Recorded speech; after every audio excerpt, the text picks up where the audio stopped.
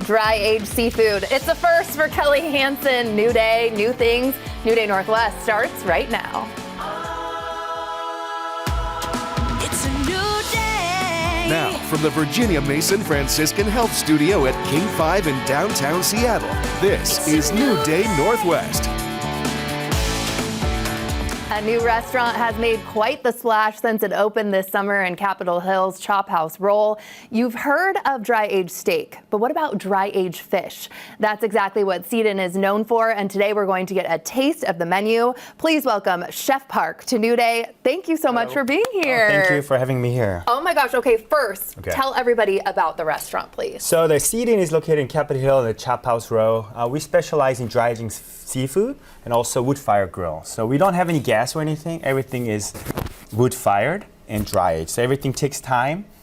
What about dry-aged fish? What do you love about it? So the beauty of the dry-aging fish is we dry-age it within the controlled environment, within the lower temperature and right humidity and the right fan speed, so we get this air circulated.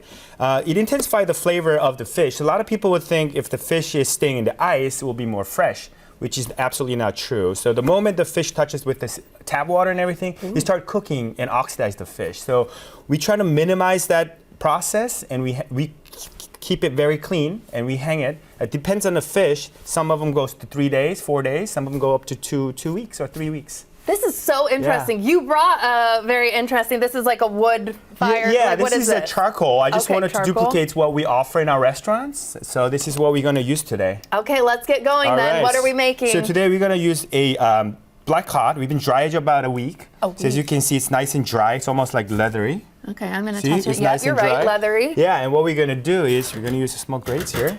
And we always like to brush with some mayo on the skin so it doesn't stick. Oh. This is a trick that we use. So I was going to say mayo is different than I don't know why I would think butter or olive oil or something else. What mayo it has is it's got oil and eggs and all this, other stuff that helps to not stick to the grill. Okay. So we're gonna and keep when the grill. do you know, like, how long is something like this on the grill for? When do you know it's done? Walk me through the process. You can use either a little cake tester, make sure it's nice and warm, or use your hand, make sure the firmness, and the fish tends to get flaky. So what we have here is we have a charcoal, and we left this dry-aged fish here, and then we're going to glaze it with a tare sauce. This is a koji tare that we make in-house. The koji is fermented. We make a little fermentation. And then what we're going to do is we're going to create a small oven almost like this. Ooh. And if you want, you can taste a little bit of this tare. It's got a little sweet to it. I would love and to. Touch of fermentation. So not spicy or anything, just a little sweet? No, it's more of a sweeter side. The sweet is naturally coming from the rice. Ooh. That is my fave. Yeah. That is really, really good. What are some other dishes that are orders on the menu, popular? Well, the biggest, I think the most popular or most, my favorite dish would be a grilled tuna steak. So we dry-age tuna for about 2 weeks, and we serve with the bone in, because I wanted to duplicate some sort of like a steak without having steak, because we're a seafood restaurant, so we don't really have like tomahawk, but it's like our version of tomahawk tuna steak. Ooh, okay, very interesting. How do you come up with all these ideas? Your mind must constantly just be working. No, always trying to look for something that's new and something exciting and something fun. Yeah. And I feel like we're in central city of the seafood, so I thought, what can we do? Yeah, we got to really lean into that. Yes. Okay, and you have so I'm gonna make some sauce here. That's gonna go with this one. So the black cod is quite rich, and this tare is kind of sweet, so we want to counterbalance it. We use here some sour cream. Sour cream. I was going to say, is that Greek yogurt or what is that? Yeah, it's actually sour cream. Some buttermilk. Ooh. So this is called wasabi buttermilk emulsion, and we have some yuzu juice. So what yuzu does is, unlike the lemon, it's a lot more subtle. It's not very strong, and I think that's the still a little bit of zest. Yeah. I want you to try a little bit. I was kind of hoping that you'll just have me try everything with these cute little spoons. It's also kind of floral. Oh, I really like that. Yeah, I would just drink that. Yeah, it's actually quite common. Do people just drink that? In Korea, yes. Oh. We mix it with like sparkling water, a little bit of simple syrup, and we drink it as a juice. That's absolutely fantastic. I've never tried that. Oh, wow. Okay. Bury me in that. So here we have wasabi, yuzu juice, sour cream, and buttermilk, and then we just kind of mix it. Okay. Right? And this is going to be our basic sauce. Does this go all over, or do you put this on the side? No, we go on side, but in a restaurant, what we do is we put into ISI can, which is a siphon here with this gas, so we create another layer of the texture, almost like foamy, and that's what Okay. we're going to use today. So this one we make Fancy. it, and we put in the canister with the gas, and that's it. Okay. So this is how the sauce is made. The texture Yeah. looks great. Perfect. And then this is it. Okay. And then How's meanwhile, everything going? Everything's good. I'm just keep checking. A little make sure. time. What Yeah. else did you bring here for So me? here I bought some barramundi. This is Opel barramundi from Australia. We dry age about 7 days. We also have on the bottom some kumquat, a fermented juice. And then there's some sancho berry and also some Asian pear on the bottom. So what it wants a little bit funky, sweet. The barramundi itself is very sweet. As it ages, it intensifies the flavor and also the fat. Okay, and what's this one? That is called madai, which is Japanese red snapper. It's from Japan. We put some shiso oil on the bottom, and in between we can create some sort of a texture and also almost like a wasabi with this watermelon radish. And the umeboshi foam will go on top, and I want you to put in here. Just try to cover it up, and that's the whole idea of it. You try to make this beautiful you don't have dish, to probably and then even we shake put, it up. No. Just tap it, and Tap be it. generous. Oh my God! It's okay. Everything's You go a going little wrong, bit here. Chef. Okay. Oh wow. So go, yeah. You can just go all over this dish. Oh It's my very God! light. Okay. Like this? Yeah, that's it. I know. We don't do it like this, but it looks great. And then we want to tap it with some seaweed powder. Oh gosh, this is so fancy. Yeah, okay. just like that. So the idea is the way we eat seafood in Korea is we wrap it with seaweed and some sesame oil. So the umeboshi foam has a bit of sesame oil. So I wanted to create that kind of idea in Yeah. a different way. Oh my gosh, I'm So- sorry that I didn't make that It's look okay, as it pretty looks as they can come to Capitol Hill. Yeah. What is this? What did you bring here too? That's actually dry I'm gonna try age. this. Yeah, give it a try. That's a dry age. The whole black cod fillet. I just wanted to show. Oh. So as you get dry age, it's nice and dry. You can see, and if you look at the flash, see how it's nice, but also you get more fat content because all the moisture has been evaporated, and almost like you start getting these oils coming out, and that's just like the steak. So you intensify the flavor, you keep the freshness, and then we finish in the wood fire. Oh my gosh. Okay, we Yeah. have about 1:30. How's everything looking with Everything's our good. dish? It's getting close. Yeah. So every time fish sticks, you hit it, it'll bounce off the grill. See, it doesn't get stuck. That is looking amazing. Yeah, so I understand you've been in the Seattle dining scene too for nearly 2 decades. How do you feel about making, your mark on the city? Running a restaurant, it's getting more challenge every day, the rise of the cost and everything. But we're still here. We work hard in the restaurant industry to see how people enjoy our food and having good time, and that's what matters the most. Definitely. And that's just joy of our industry, I guess. Okay, can we plate it in less than a minute, my absolutely. friend? So we're gonna plate this. I know you're used to the stress in the restaurant, so here we go. All right, here we go. So we have tapped all the fish, make sure it's out. Yep, right? looks And perfect. then we're gonna lift it up. Oops.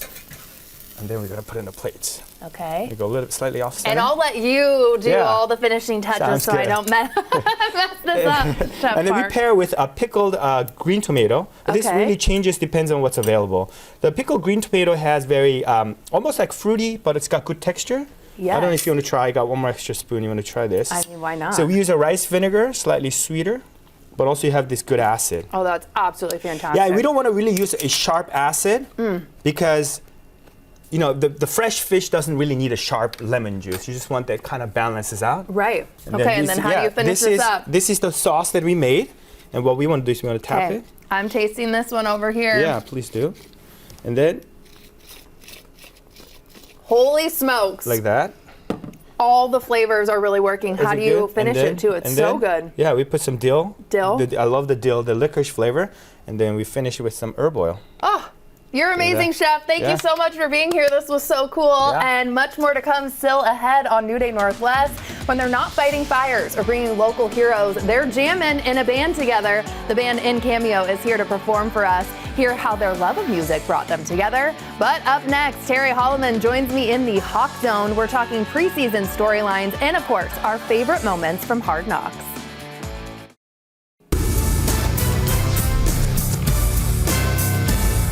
Friends, it's that time again. I'm so excited. The Seahawks are back. The Hawk Zone is back. And of course, that means our guy, Terry Holloman, is back. Hi, Terry. Hey, Kelly. We're so in sync. Look at us. Listen, Yeah, are we going to Tolo together? We are. It's homecoming. Homecoming. I just love. See, clearly we were both on the same page. We were so excited. Hawk Zone is back. Yeah, it's back. It's been a long time since we had this conversation here. Yes, and we're going to start with maybe some not so great news. 0-2 in preseason. What are your biggest takeaways from these first couple games? Should fire everybody. We're 0-2 in the preseason. Get rid. No, seriously though, it's just the preseason, ladies and gentlemen. It doesn't matter that much. All it means for most of this team is to figure out who's going to try to make this team. There's a lot of young guys, a lot of unrestricted free agents who are vying for playing time, vying for a position, and we're not seeing any of the guys that are going to be starting this season, Kelly, that are playing right now. So it's all good. Yeah. And Drew Lock looked good. That is one of my, surprising guys that I've been happy to see play well in the preseason, Drew Lock. There was a couple of years ago, I wasn't sure if Drew Lock was going to play football anymore. I know. He played in one of the Seahawks games, and I was like, does he even go to practice? Is he making these plays And now up? look at him. And now I look at love him. me Yeah. some Drew Lock. I'm so proud of him, like Yeah. I had anything to do with it. Yeah, you probably do. You got power. Kelly got power. I got power. Kelly power. Unfortunately, though, injuries have really already taken a toll. Jake Bobo, devastating out for the season, I understand.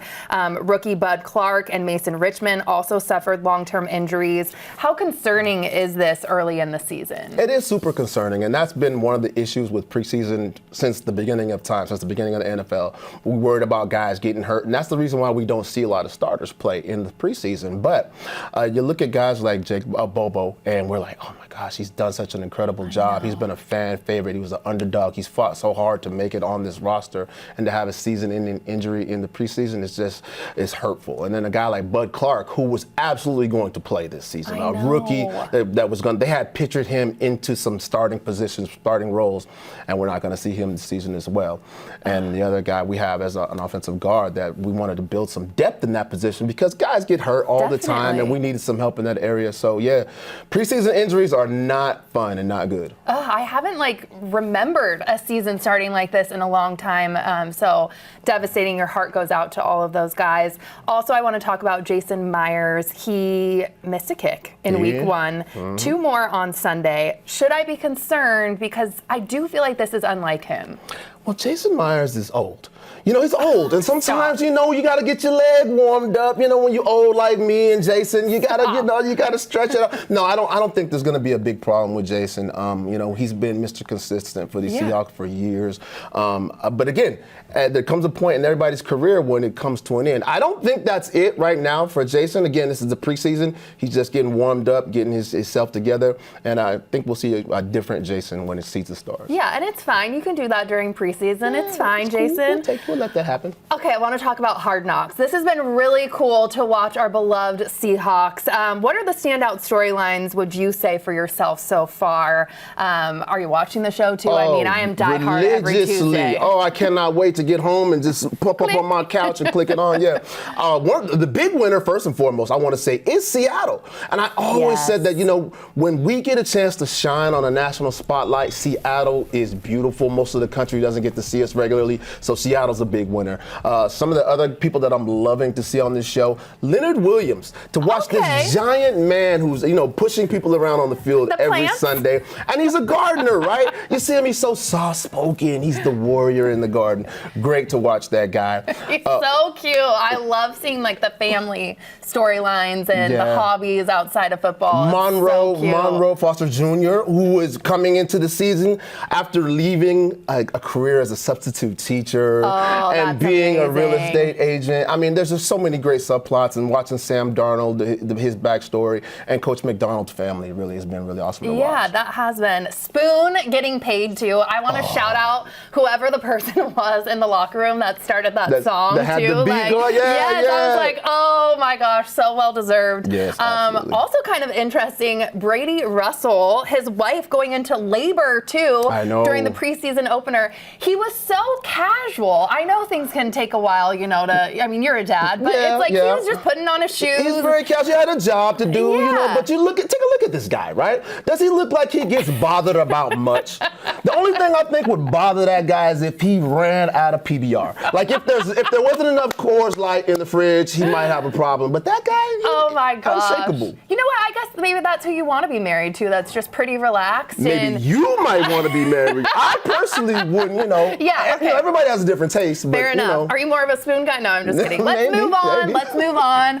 Hard Knocks always highlights to a few guys for storytelling, like we were talking about with Leonard Williams, a little more in depth. Who have you enjoyed getting to know? I guess it would be Leonard Williams. Leonard, Who for do sure. you feel like needs more of a story? Like, Well, we've what are we missing? been hearing a lot about Derek Hall, and there's a lot to know about Derek Hall. Yeah.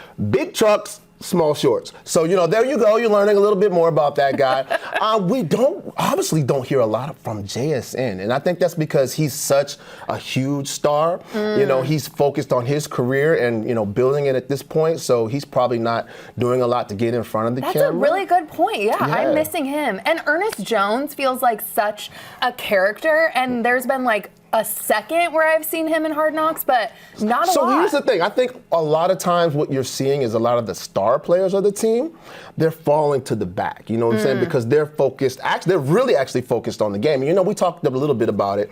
Are these guys going to be distracted? Is it going to be a detriment to this team with all these cameras and things Right. like that? I think the players themselves, the star players, are dialed into what they need to do, their job. And so we're getting a little bit of a backstory from guys that we don't normally hear from, which Yeah. is cool. And I think we're going to go through the end of the preseason and watch these guys, whether they're going to make a team. Those are the real storylines that I we're going to hear know. about. I'm a little paranoid that this could be detrimental to our season. Like we're giving out secrets. I don't think No? so. I think we're not going to see, you can't let too many cats out of the bag. We only have so many cats, and they're not getting out of the bag. Mike McDonald does a good job of keeping it to the chest. You're right. All right, all right. Thank you so much, as always, my friend, and we'll be right back. Our next guests are a group of everyday heroes who love to jam. Firefighting in Olympia is their day job, but outside of work, they're in a band known as In Cameo. And today, they're here to play their song, Stella. Take it away.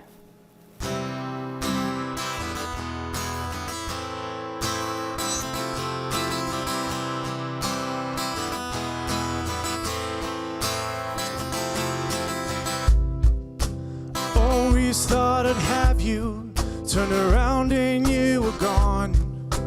Now my nights are colder, not having you around. It's only been a minute, but it feels like a lifetime. Haven't slept a wink yet, 'cause you're running through my mind. So come back, Stella. I don't know where you've been.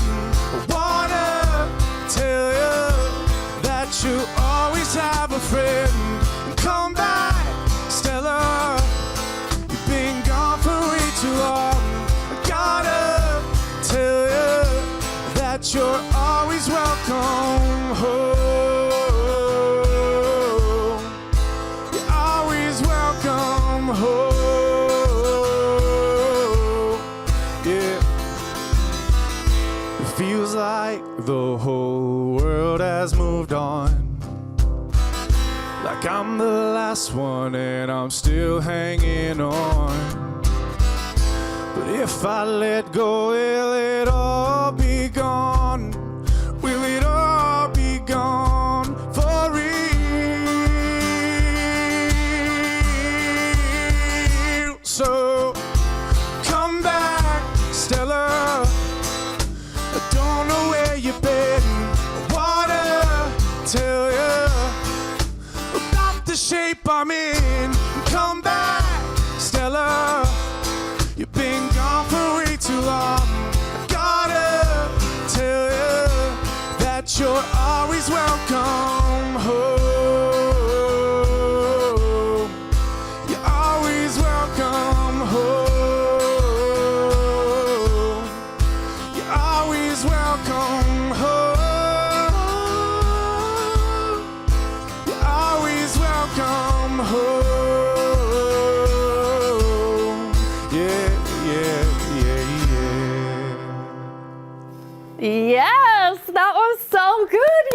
Congratulations. Thank Oh my you. gosh. Thank you. Incredible voice. Loved that. Introduce us to the band and how you all met. Yeah, we call ourselves in Cameo. I'm Jordan. This is Pat. This is Dustin. We all met at work, so we've known each other for about 9 years. And Pat was making music. He's been writing for a while. I joined up about 5 years ago. Wow. And then we convinced Dustin to join us a few years ago. So it's been a good time. I love it. You guys have such great chemistry. You all were featured, I understand, too, by the Washington State Council of Firefighters. Tell us about that. That was really cool. Obviously, we're super proud of what we do for a living. We enjoy it a lot, and to get that recognition from the state council is really cool. The fire department, it's like we have a family atmosphere, and we've gotten a lot of support from our coworkers and friends. They show up to gigs, and so that's been a really cool experience to be able to share that with all of them and feel the support from that community. How do you guys have time? Because, you know, firefighting, very busy job, you know, 24-hour shifts. And then you also have to practice, I understand. So how do you find time? It helps that these are guys that I would hang out with anyways. There you go. So it becomes like an engineered time to hang out with your friends, because a lot of us, we struggle to see our friends as often as we'd like. And so this has been a really cool catalyst for that, not only as a creative outlet, but also just to hang out with my buddies. Yeah. Absolutely. Jam out. Do they still say that, as they say? I don't know. Do you want to? Okay, well, we said it. Tell me about the name, too. Yeah, so in Cameo was, when Pat first started the band years ago, he lived on a street called Cameo Court.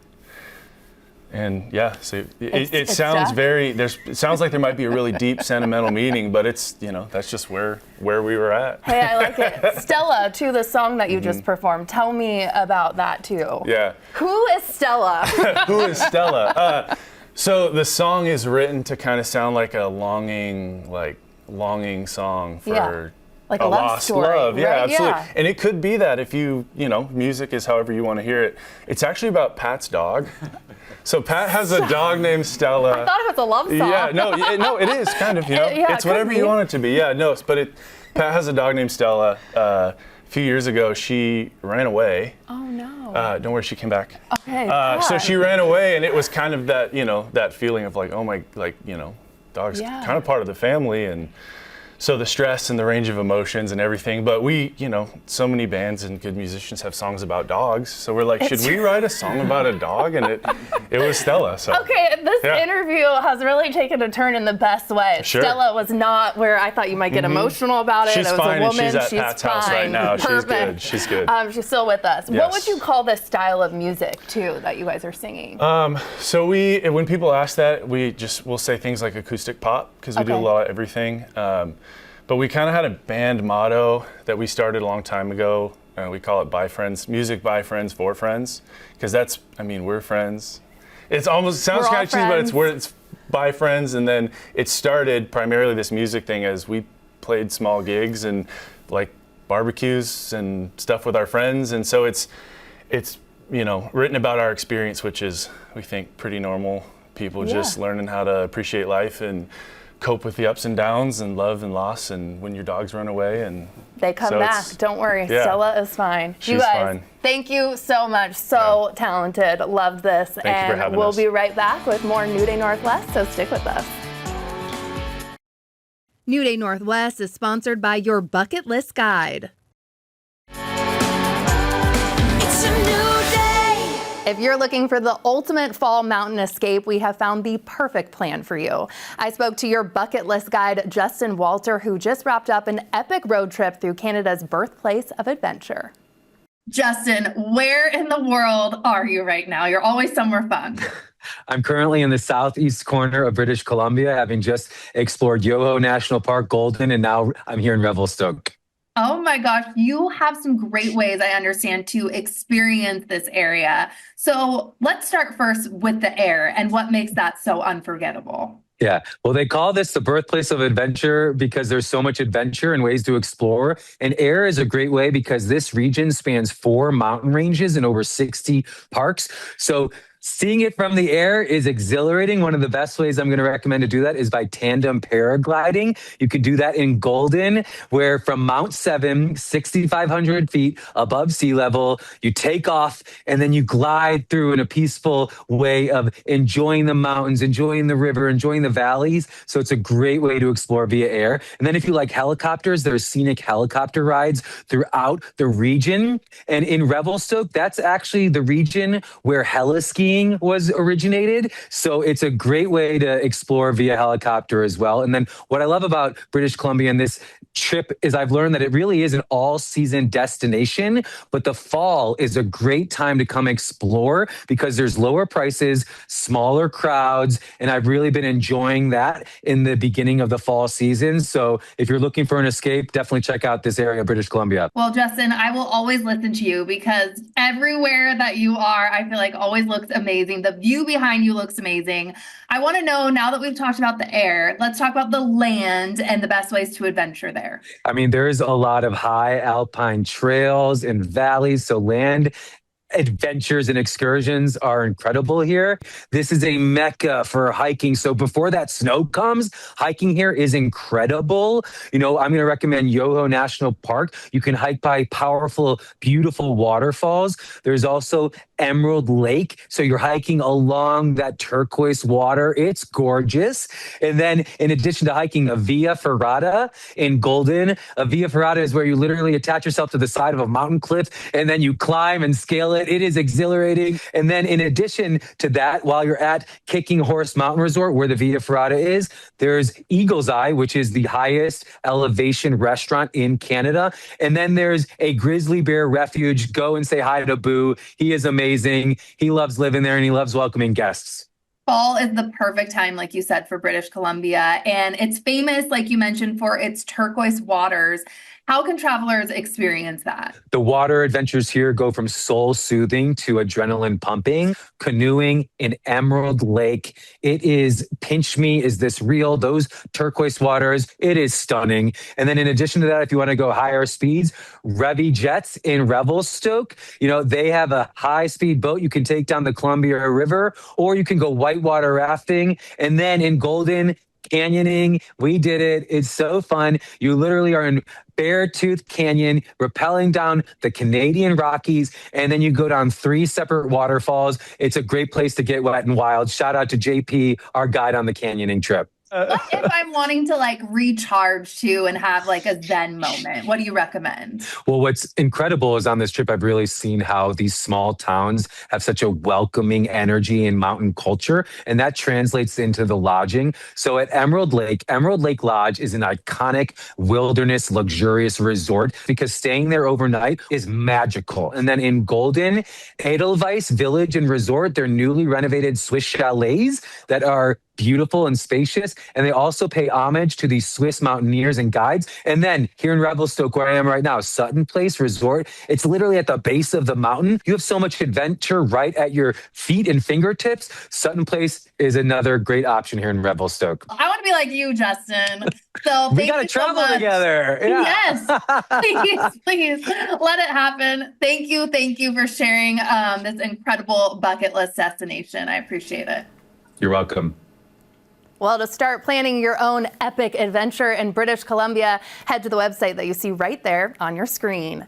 And now it's time for a little wellness in the form of exercise. I have one of my favorite trainers here, Jessie Jones, or better known to her followers as Zogg Fit, and here to talk about strength training and maximizing your workout, even with kiddos there. Jess, welcome to the show. Thank you. I'm so excited to be here. I can't believe so excited to have you. Truly one of my favorite people. You make everything fun, even working out. You're a mom of 2. How do you still prioritize your health? Listen, it's not easy by any means, but it makes the world of a difference for me, showing up for myself, showing up for my family, and honestly just fitting it in when I can. So 20 minutes? Like, what's the strength guide? Tell me more. Yeah, so 20 minutes, 25 minutes if my baby gives me enough time to get it done. But it's pretty much 5 exercises, 3 to 4 rounds of work, movements that you're doing multiple muscle groups. So you're just maximizing as much as you can with a short amount of time. Okay, so even when your kids aren't napping, and this Yes. is real life, this is you, Yeah. you fit it in somehow. Yeah, and honestly, it's amazing for kids to watch you live a healthy lifestyle, have these healthy habits. It's beneficial for everyone. So you just kind of have to make it work. You're so inspiring because I get really down on myself and I'm like, I don't have an hour. The Yeah. workout is out the window. Yes. But you say it's Yes. more about consistency. It's totally about consistency, getting your mind right. A lot of times people skip the workouts because they think it has to be an hour, but it's so much better just to get it done in the time that you have. right. So- okay, let's do it. Let's Yeah. get to the workout. Yeah, I see yay. some weights here. Choose your own adventure, There I guess. are some weights. Do you want the 8s or the 5s? I mean, my trainer is here, so I feel like, are you holding some? Yeah, too? I'll hold some. Oh, well, Yeah. then you get the 8s. What? You're in better shape than Oh, me, come girly on. pop. Let's go. Okay, so when you have lighter weights like this, like 5s and 8s, again, you want to maximize the moves as much as you can. So what we're going to do is a reverse lunge into a bicep curl. You're Okay. holding the lunge at the bottom so that your legs are working a little more with the lighter weights and then also working in your biceps. Okay. So just stepping straight back, hold, and then curl. Chest Ooh. up, yep, and back up. So a little bit more than just a basic lunge, a little bit more than just a basic bicep curl. You do 10 to 12 reps on each side. Obviously, we don't have to do that much today. You can switch legs here, but this just hits a little bit more with the lighter weights and a limited amount of time. Definitely, and they can find all of these in your strength guide out right now. Yes, Okay, which what is is so the next fun. move? So the next one will be a sumo squat into a forward press. You can do it with 2 dumbbells or 1 dumbbell, totally preference. So I'm watching the pro first. dropping down into that sumo squat, knees tracking over your toes, palms facing up, pressing forward and back, and Ooh, then that you're looks up. that looks spicy. You Okay. got this. Yep. Good. And up. Good. A little bit wider of a stance. Yep. More sumo. Dropping into those glutes, sumo. Yes. And then pressing forward. So this is going to hit obviously your lower body as well as your chest. Ooh. So a little bit of everything there. 10 to 12 reps should feel pretty good. Pretty spicy. Yeah. All right. Yes. What's next, my friends? Yes. So getting into some core and triceps, you're going to tuck your pelvis, weights overhead, arms as straight as you can hold them. You're going to march slow, Okay, I focus actually on love your this balance. move. Yes, marching on each and then dropping those weights behind your head, elbows tight to your ears. Are my weights supposed to touch when I they do that? The can, tricep? yes, you can press them together here Okay. and then drop. March. March. March. Yep, elbows stay tight. Drop those weights right back. Yes, good. Core engaged the whole Engage time. your core. Yes, Woo! ma'am. I bet that's kind of important then for like new moms too, right? Like engaging your Absolutely. core. Yes, you really got to work on your pelvic floor strength, engaging your core, your breath work, all the fun things postpartum Oh my gosh. is key. I've been seeing people following you that are like new moms, like have a newborn. Yes. It's so inspiring. I mean, I don't have Thank kids you. yet, but just being busy and having like a lunch break for 20 minutes, Yeah. like you can get out and do this. Absolutely. So a lot of people that are doing my program are moms, but you don't have to be a mom. You could be really busy with work. You could be coming back from being sick, or you just have limited amount of time. You want to show up for yourself. It's the perfect program to do that. These kind of moves are great for really anyone and everyone at all fitness levels. Okay, how did you get into fitness? I love your passion. It starts so far back. I had a really big injury. I broke my back. And so I actually started working with a trainer when I was 12 years old. And I've been working out ever since. I obviously grew up playing sports too, you know that. Yeah. So I've always been very active, but the injury is really what kind of propelled me into fitness today at over 30 years old. And now people can find you. No excuses. 2 kids Yes. over here and Yes. working it out. I love all of your classes. I think we should end with a plank or something Yeah, while we go to absolutely. break. I mean, I don't know if I want to, but you're here, so Yeah, we're gonna do it. for We're sure, gonna do it. why We're gonna not? get down there. High plank. High plank, and you could make this spicier by doing what? You could add in a weight and do a lovely rotation We'll be right if you back. want. Next month, the Tri-Cities will welcome athletes from across the country for an event that's as inspiring as it is demanding, the Half Ironman. It's a test of endurance, grit, and determination. And joining us today is Jennifer Comfort, a veteran Ironman athlete and coach. Jennifer, thank you for being here. Thanks for having me. I must know how you got hooked on triathlons. Well, it started 21 years ago. I was a new mom. I was a stay-at-home mom, and I just started going to the gym to get out of the house and to get some exercise and movement. And I had a friend there, also named Jen, and she suggested I do a triathlon. I didn't even know what it was. Seriously? And she's like, well, you swim, and then you bike, and then you run. And I was like, well, I think I can do all those. And it was just a small one in Tri-Cities, and I did it, and I was absolutely terrible. I doggy paddled the whole swim. I was awful, and I was also hooked. Okay, well, I'm terrified of doing one of these because of the swim, and I understand that's kind of a lot of people, but you've inspired me with the doggy paddle. How long have you been doing triathlons before you decided, okay, first Ironman, this is happening? Sure. From the time I started with that small sprint triathlon to a full Ironman was 10 years. So it did not happen overnight. It was definitely a progression. And what's been your personal best for an Ironman finish? Well, for a half Ironman finish, I've gone a little over 5 hours. I haven't hit under 5 yet. And then the fulls, I'm right around 13. Incredible. And when you're on the course for that long, how do you all just handle basic needs like eating, bathroom breaks, and just pacing? Right. Well, eating, you definitely have to eat and hydrate quite a bit. So the fueling and hydration is something that we as athletes plan beforehand. And we practice when we train. How many calories per hour, how many ounces of fluids, how many milligrams of sodium, how many carbohydrates. And we have those calculated ahead of time because everybody's needs are different. Yeah. And so you have a plan, and then you also have a backup plan as well. Same with pacing. You have a plan. You know your heart rate zones or your power zones on your bike, and then you try to stick to that plan. And I understand you're coaching too, 20 athletes for the half Ironman in the Tri-Cities. What does training look like with helping them?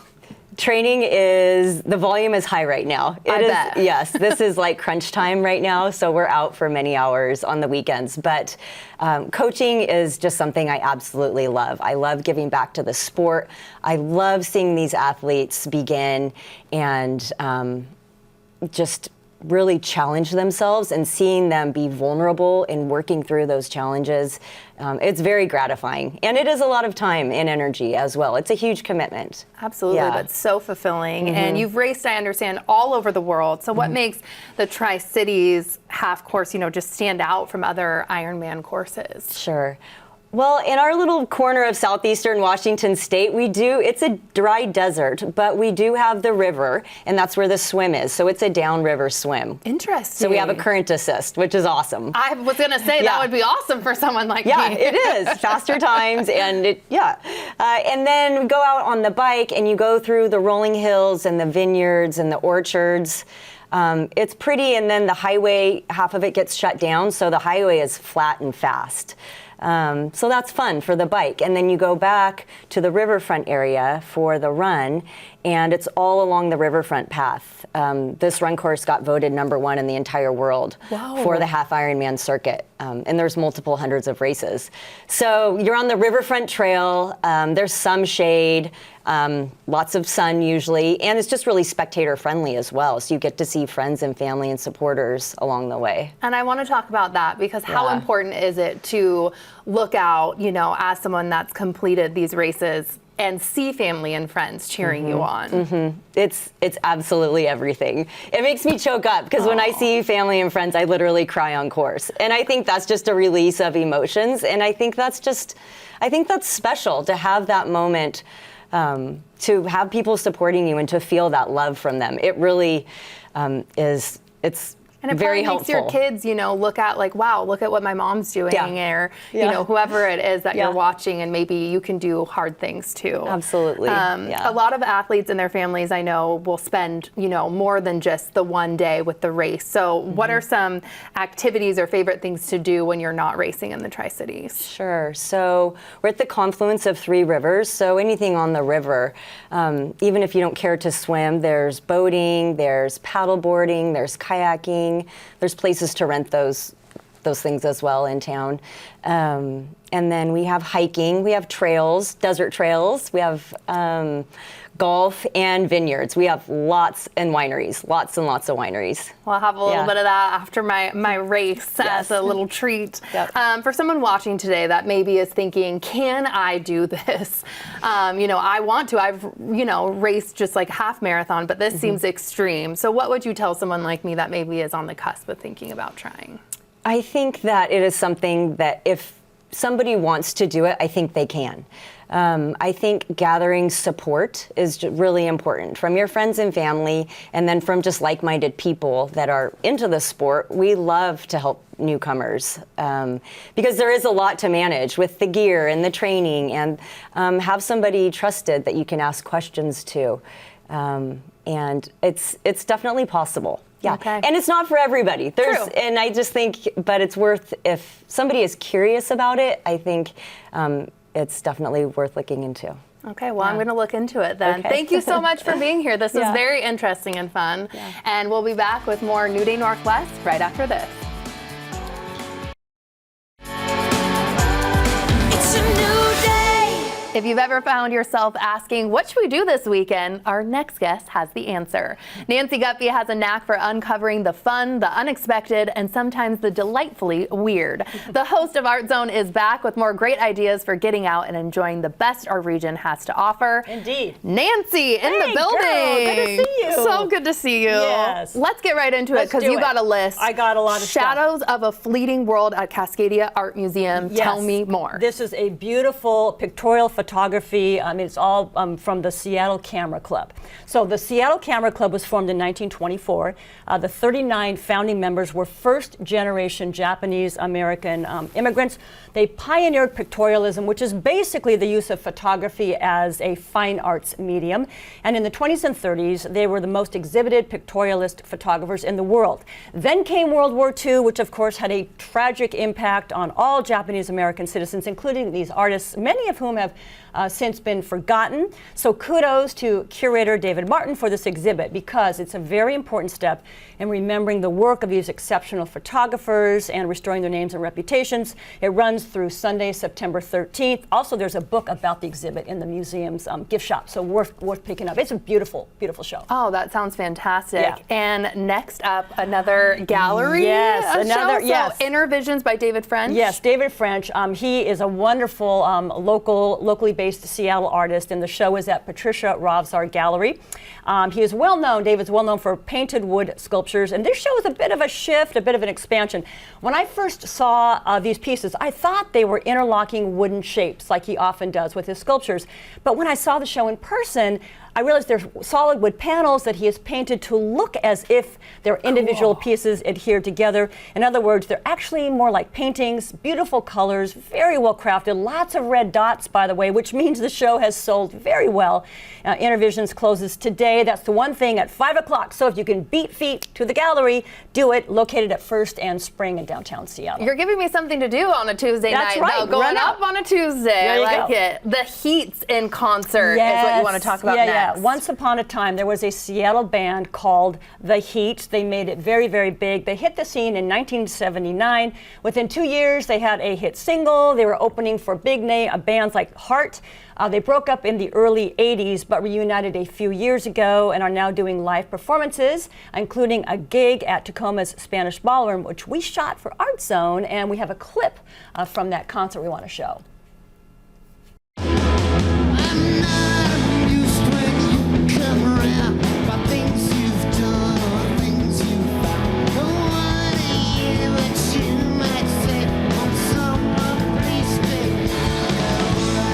Oh yeah. So that is I don't like your face, which is such a great title.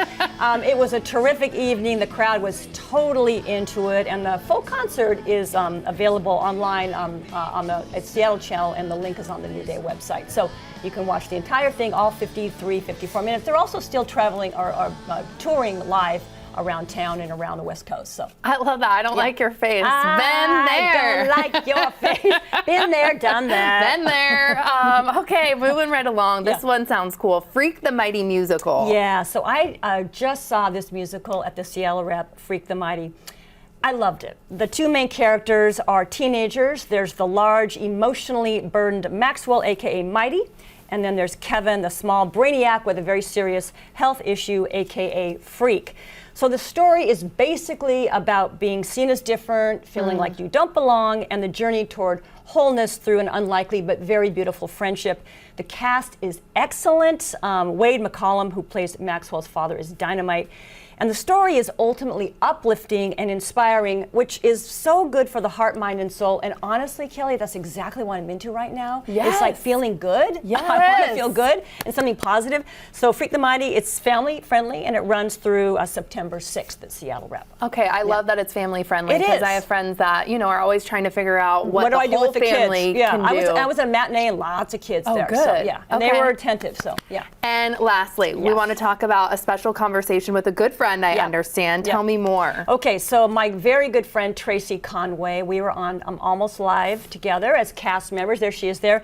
For 15 years, that was a sketch comedy show that aired on King 5. And on September 24th, we are going to reminisce in front of a live audience about our decade-long working Look at relationship. you guys, this is iconic. Isn't that great? And that's really our hair, by the way. The outfit. The outfit is the love. whole thing. I would wear that today.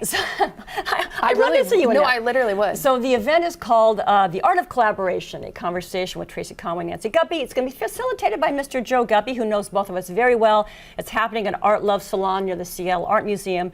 We'll show clips from sketches, tell stories, talk smack about other cast members in a fun way. I think it's really fun. Hopefully, a lot of laughs. And it is a free event, but you do have to RSVP for your ticket or your seat. So that link is on the New Day website. Okay, and where again can they Art see this? Love Salon, which is downtown, right by Seattle Art Museum on Union between 1st and 2nd. Yeah. Oh my gosh, what a friendship. I mean, how I know. long again have you known each other? We met in the early 90s. Yeah, Oh or my late gosh. 80s, early 90s, yeah. Special. Well, if people are thinking about, what to do for a date night or something, that's kind of a perfect idea. I think it would be really fun. Yeah, a great date night. Yes. Nancy, I love it. I love your energy as always, and I love your outfits. I think next time we should just wear We both should of them. definitely wear those out. Let's bring it back. We will. Thank Okay. you, my Thank dear. you. And as always, you can find Nancy in Art Zone on Seattle Channel 21 as well as streaming.